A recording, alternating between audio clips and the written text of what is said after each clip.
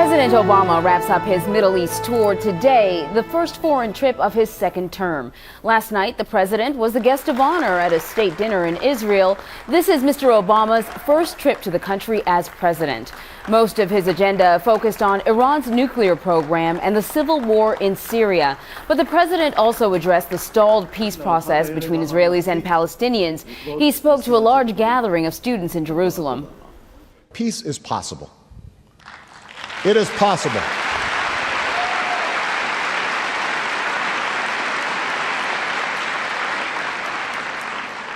I'm not saying it's guaranteed. I can't even say that it is more likely than not, but it is possible. Negotiations will be necessary, but there's a little secret about where they must lead. 2 states for 2 peoples. 2 states for 2 peoples. Joining us this morning is Professor Alon Ben-Meir, Senior Fellow at the NYU SCPS Center for Global Affairs. Professor, thanks for joining us today. My pleasure. Thank you for having me. You have been watching the president's visit to Israel very closely. It's the first one that he's done as president. And we heard a little bit of that speech that he did in front of students.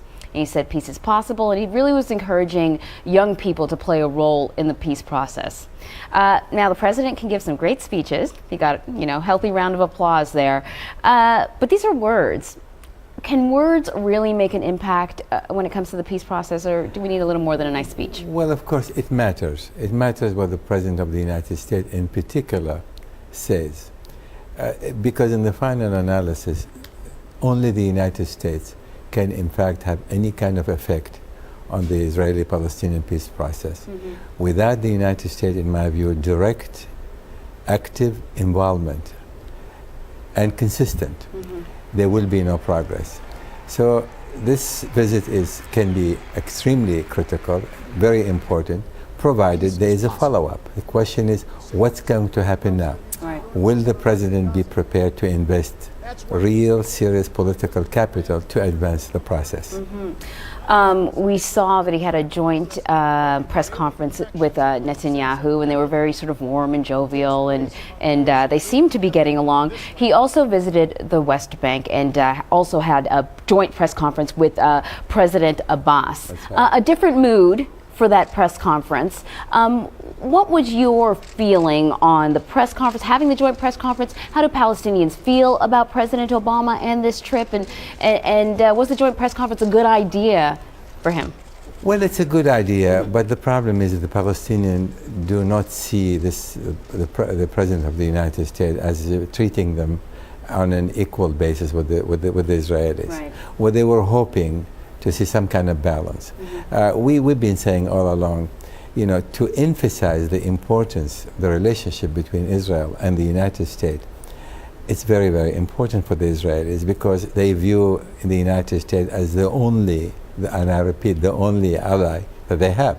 They're pretty much isolated in the international community.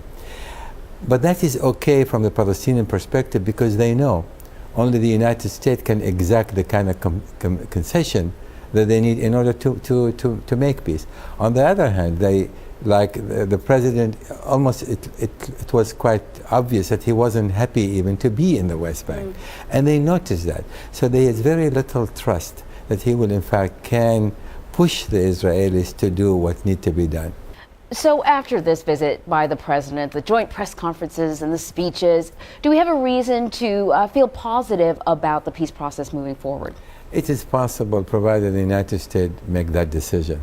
And if President Obama feels that this is what is needed is to send an American envoy with presidential mandate to be in the region and to stay in the region and be extremely active day in and day out to bring the parties together. And I think short of that, probably not much will happen. This needs to be the beginning of a serious investment. That's right. All right, Professor Alon Ben-Meir, Senior Fellow at the NYU SCPS Center for Global Affairs. Thanks for joining us. Thank you. My pleasure.